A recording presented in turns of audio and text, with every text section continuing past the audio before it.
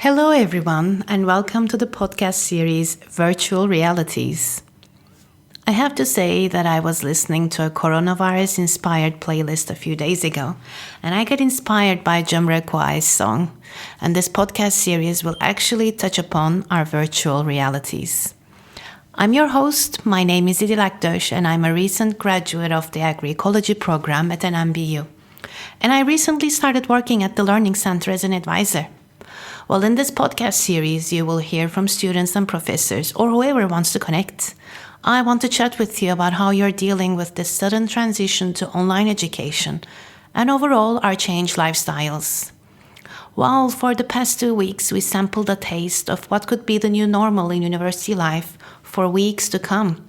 Is everyone doing okay? How are you handling all this? Well, maybe there's an inspiration here and there. I want to hear about it. Or maybe you figured out ways to boost up your creativity. So tell me more. But seriously, not only I'm curious to find out the creative ways you use for your learning, I also want to hear from you what non-school arrangements you've delved into. We need to share and we need to inspire. And that's why in today's podcast, I get to sit down with Alejandro, who is a friend from school and a writing advisor at the Writing Center. Welcome and thank you, Alejandro, for joining my podcast. How are you? I'm doing great. I'm in a transition period in my professional and academic life. And I'm happy to be with you. Thanks for having me today. It's a pleasure to be a part of your podcast. Thank you so much. Why don't you tell me a little bit about yourself? So my name is Alejandro.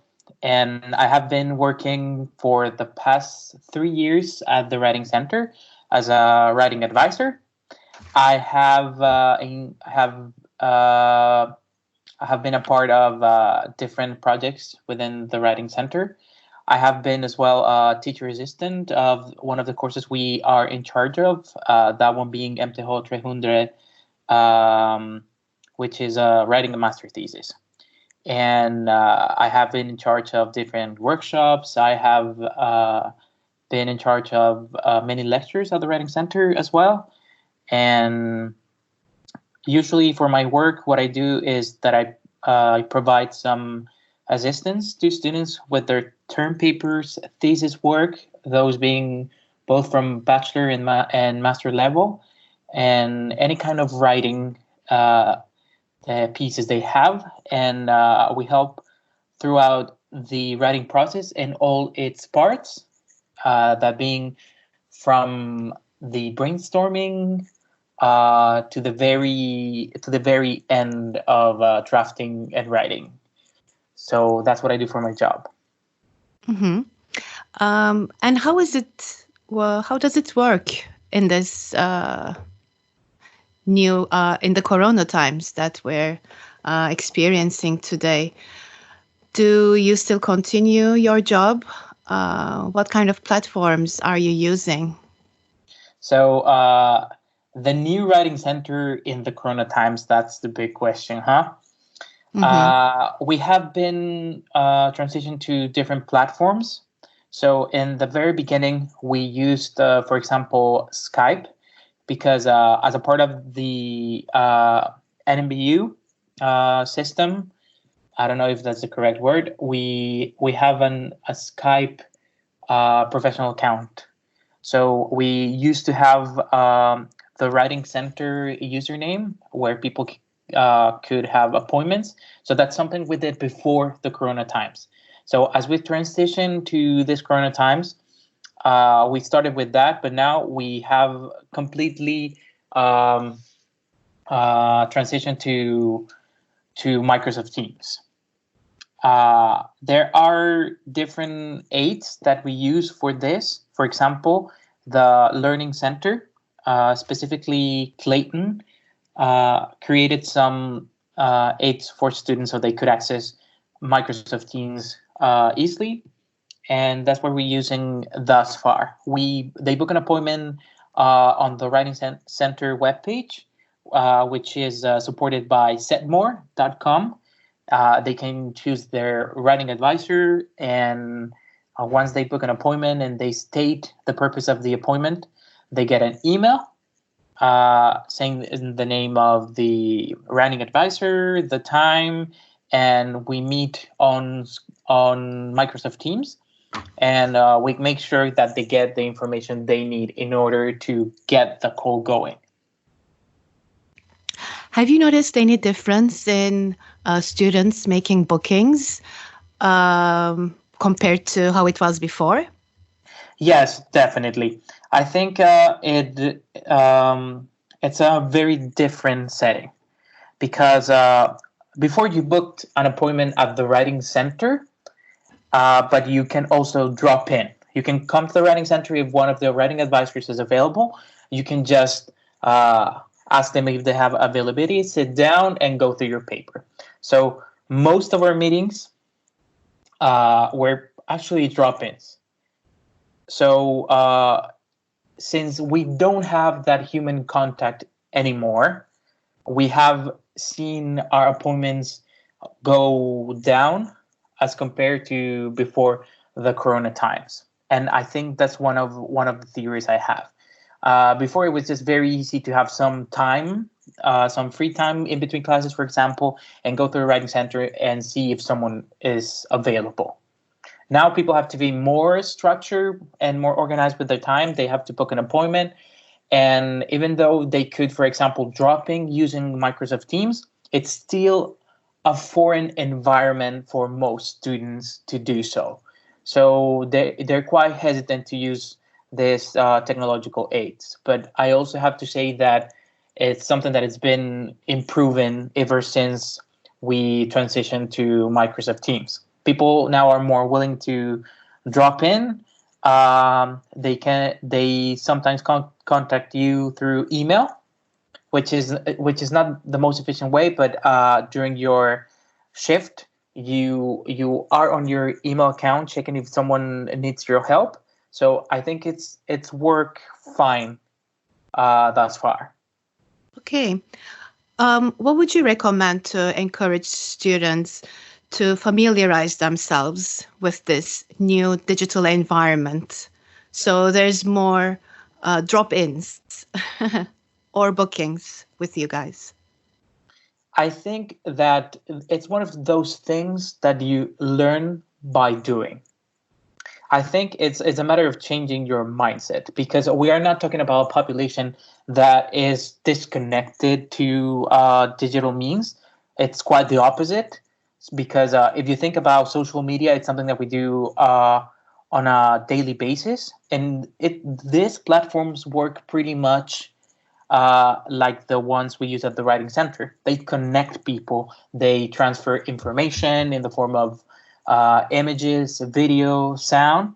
So I think I would recommend people to just step out of their comfort zone and to drop in or book an appointment. Long story short, I think that we have to be aware that during this crisis and after this crisis, because I think the world is going to change so much, and I think this is one of the fields where the change is going to be more evident, is definitely education. So we have to get close to these tools that we have, and we have to start using the resources we have in a more efficient way. So I would say that we have to break the myth that that these aids are the last resort, but a tool that you can use on a daily basis, and they're there to help you. You're a student as well. Yes, I am. How First do you year yourself? Yeah. How do you yourself use these digital tools, and how do you keep focused in your own studies?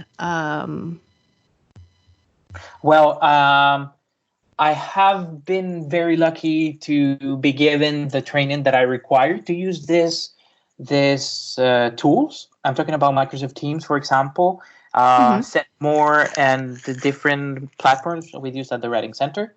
So I make sure that I use all the tools that these platforms offer. So I try to arrange my times, to arrange my bookings, to be in contact using the chat with professors, with other students, and to take advantage of this as much as I can. During this semester, I have had several group projects, for example, and it turns out that Microsoft Teams, it's been uh, quite a good thing to use.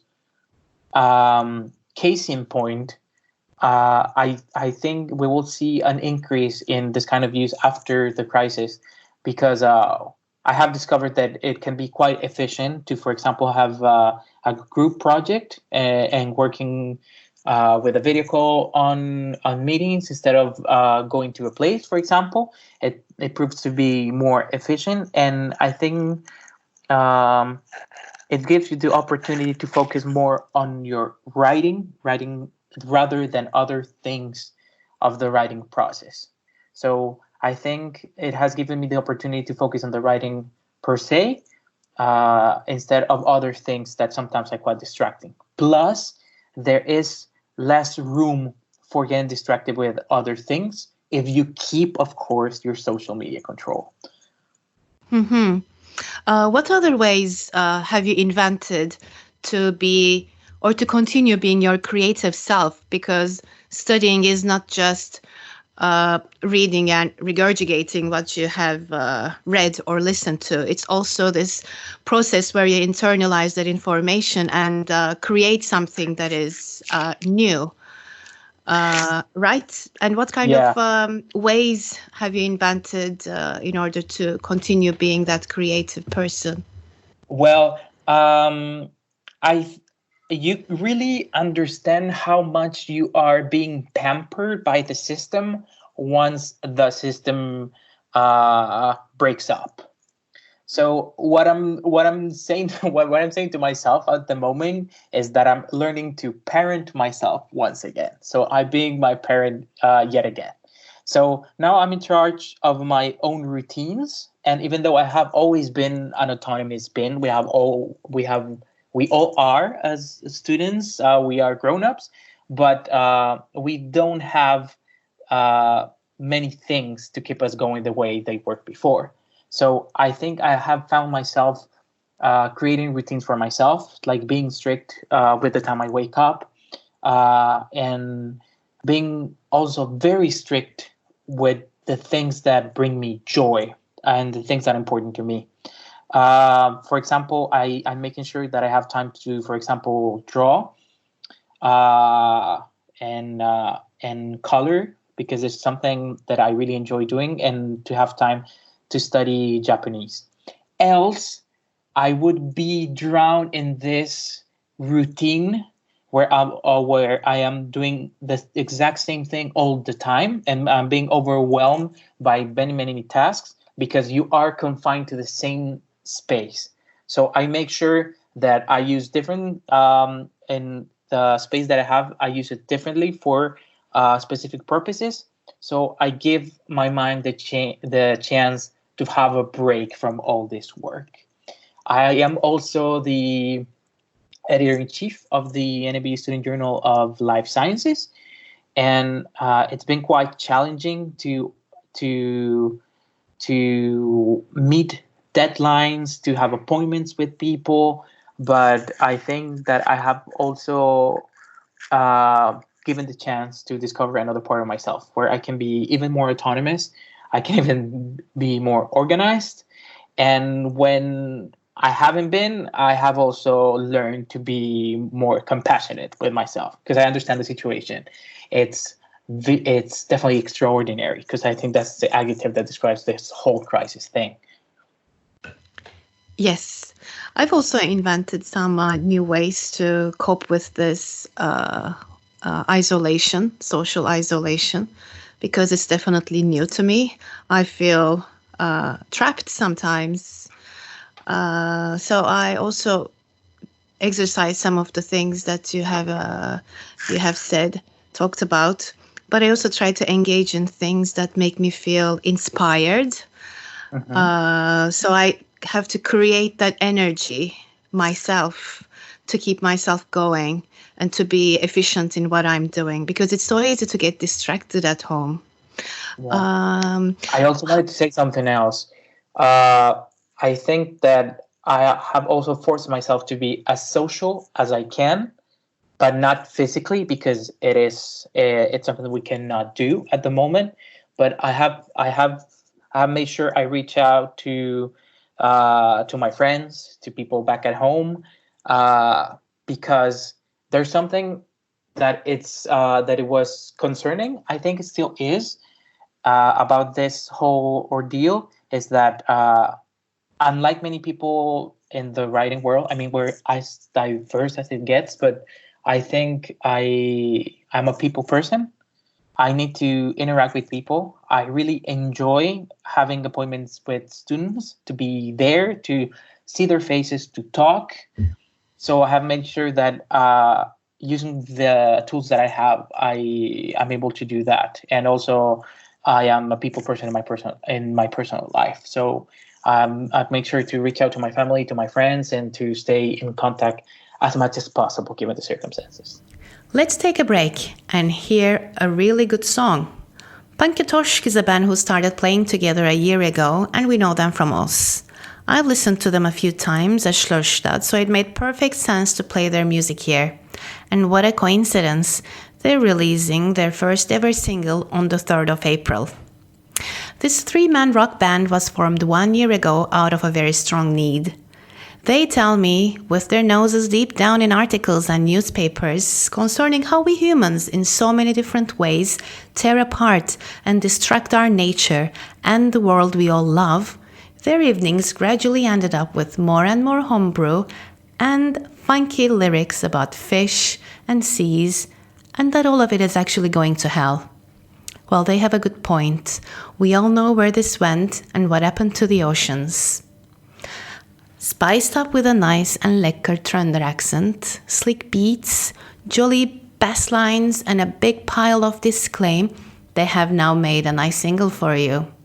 They say they never expected this to happen, but they had too much fun making it not to. Hans Mikkel on the vocals and the guitar, Ola Even on the drums, both from Frosta in Trøndelag, and Magnus from Ireland on the bass guitar. Hope you enjoy it even if you don't get the lyrics, and save our oceans.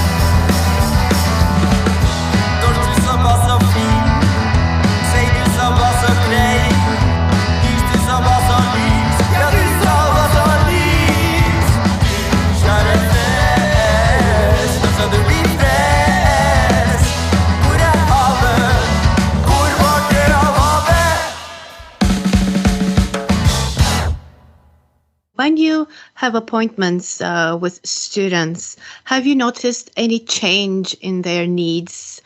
Because we're kind of like pushed into this online education very suddenly, and maybe most of us were not prepared to adjust to this new education type of education. Have you noticed any differences in the needs of the students who reach out to you? Definitely. I think a big part of my work right now as a writing advisor comes in the form of providing assistance regarding time management.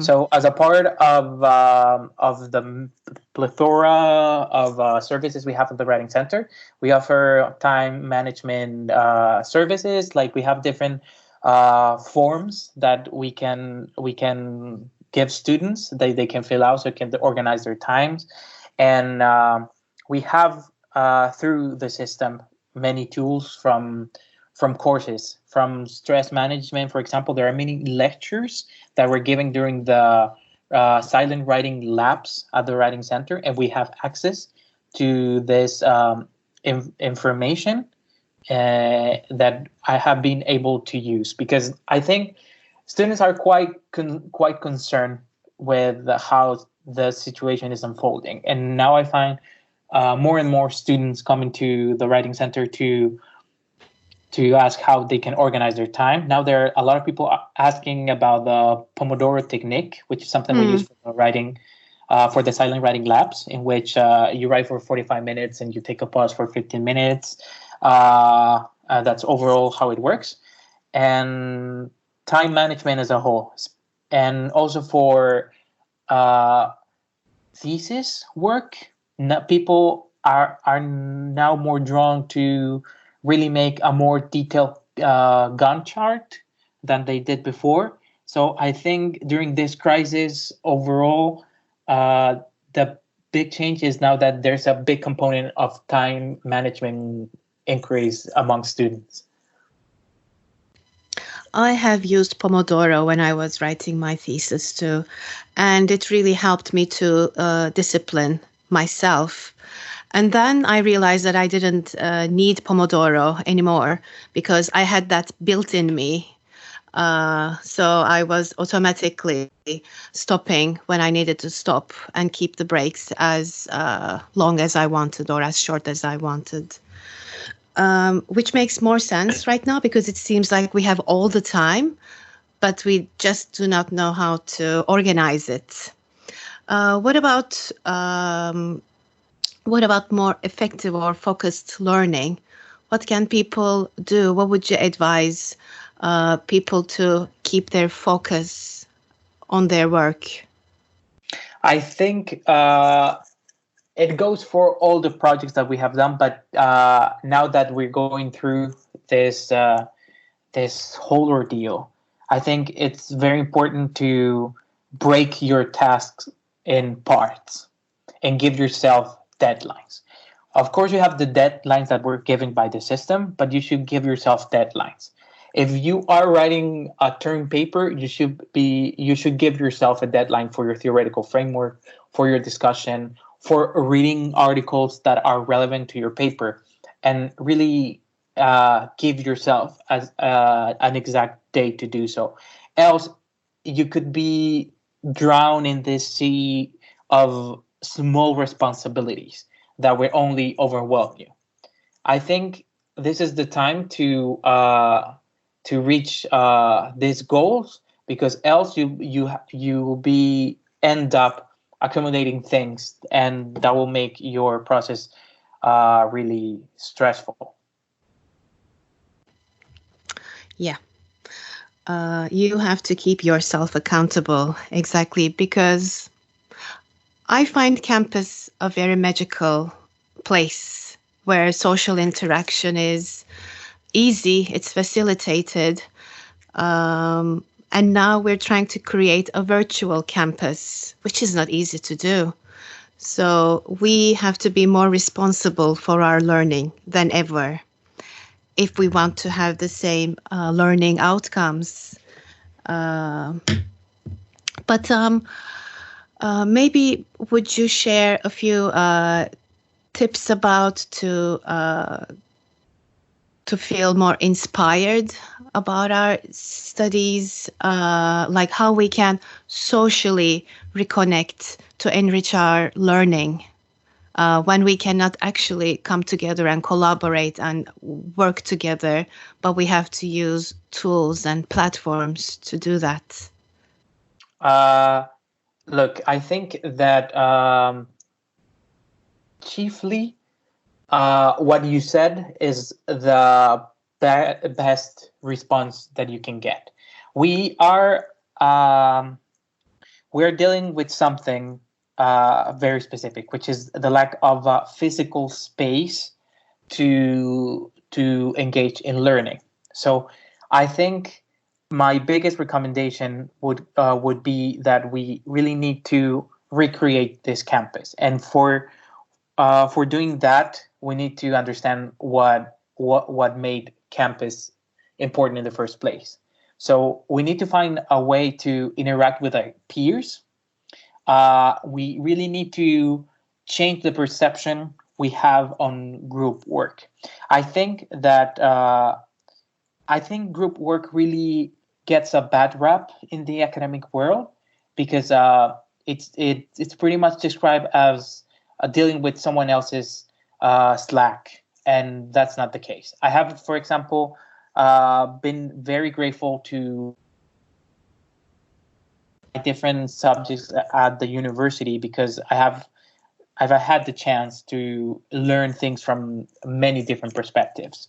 So I think that this is the moment where you should have your paper read by someone else, uh, that you should ask someone's insight about a topic, to reach out to your professors and ask them for specific articles that are relevant to what you're reading, and to really be in touch with people. Because I think that was the magic that you're describing about the campus. It's the place where we can all meet, and where all these different thoughts can combine and become this beautiful melting pot. And that's what's so interesting about the whole situation. My second thing would be you're talking about inspiration, and perhaps I'm getting too philosophical with this, but I think that even though this moment uh, provides a lot of discomfort for people, uh, this is also the moment for inspiration.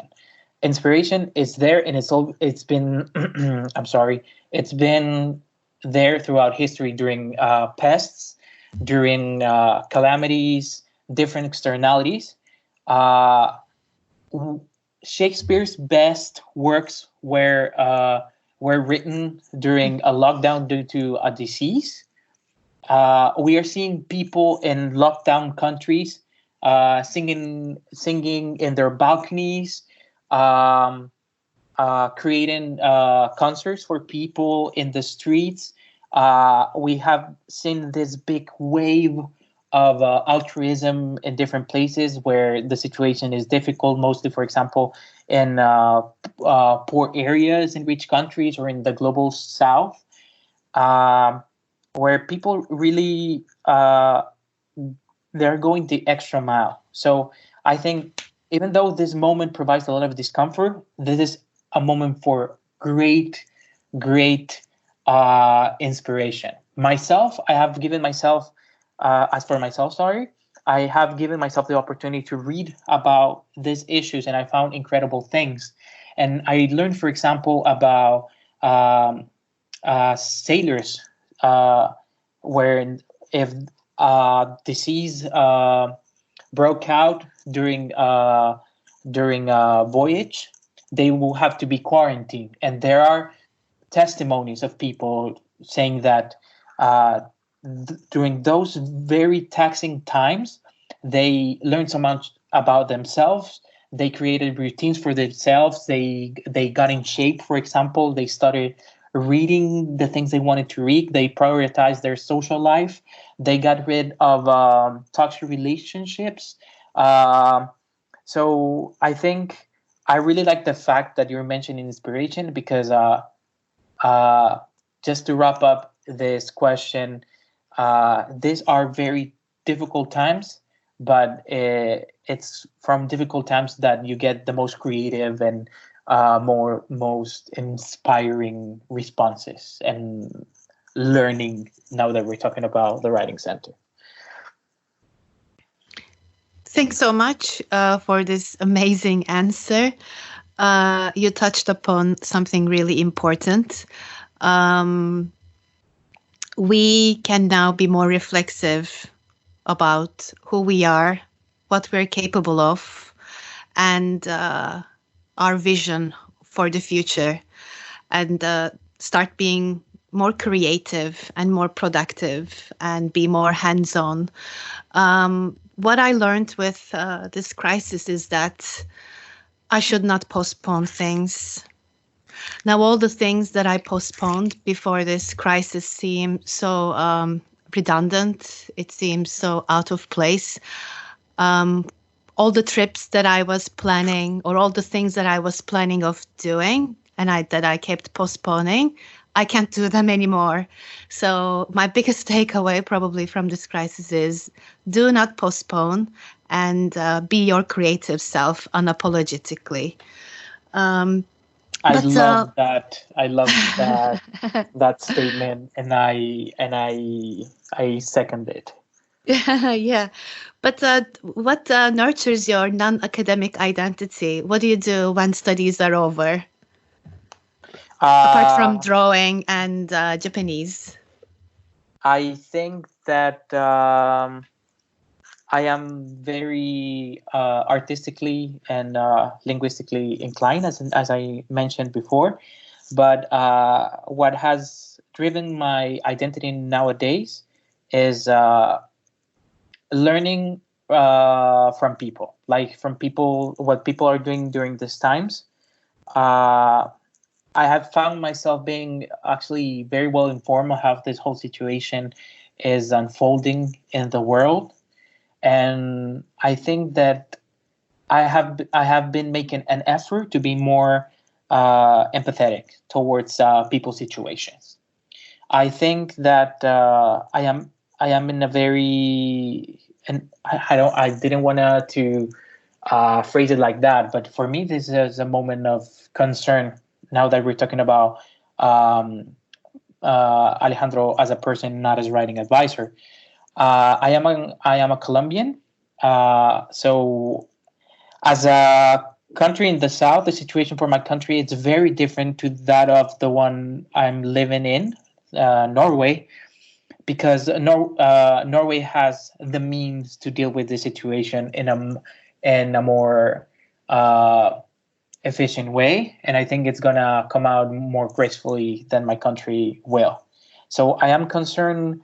I am concerned about my people back at home, and my new identity pretty much has been providing comfort, donating to people that are helping people in need in my country, being the ear for those who want to share their issues right now. So I have been trying to be more present for the people I care for my country, because I am definitely concerned about the whole situation. For me, I'm aware that I am in a very privileged position to still have my job as a writing advisor, because I can do it remotely, but that is not the case for a lot of people. So I have been trying to be there for those that find it more difficult during these times. I think it's great that you mentioned that you got in touch with your empathetic self. Because you also mentioned it earlier, the altruistic acts we're engaged in during the crisis. Now I wonder if you have discovered anything new about yourself apart from that. Oh, I mean, definitely. I think that it's been a learning process about the world, about people, but definitely it's been a learning process about Alejandro. So I have learned that I can be more resilient than I give myself credit for. That I can also be more compassionate with myself when it's required. And I think it has given me the opportunity to analyze more my behavior towards people. I am not living on my own at the moment. I am living with my sister, and that has given me the chance to reanalyze my behavior, my priorities, how we spend our time. We have given more importance to food and cooking, and I think that's important for your body and your spirit as well.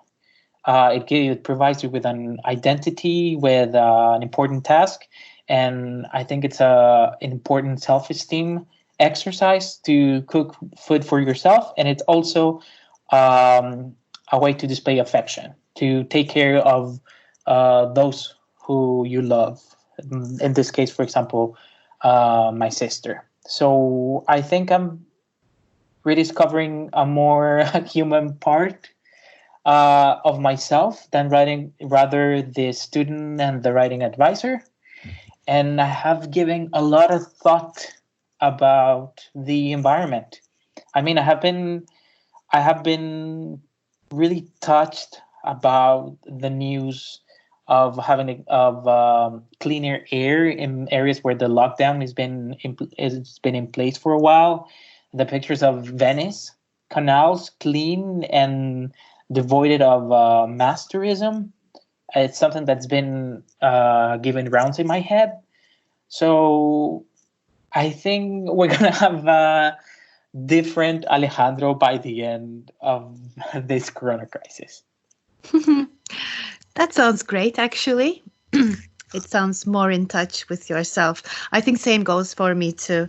I'm being more reflective, definitely. And I've discovered another level of communication with my flatmates. Because now we're trapped in this house all together and we are all we've got. So we're discovering new things about each other. And I'm actually pleased with that, getting to know them more in depth. Mm-hmm. But I think that's all of my questions. I took a lot of notes because I want to remember some of the things you said, and I will definitely apply some of those.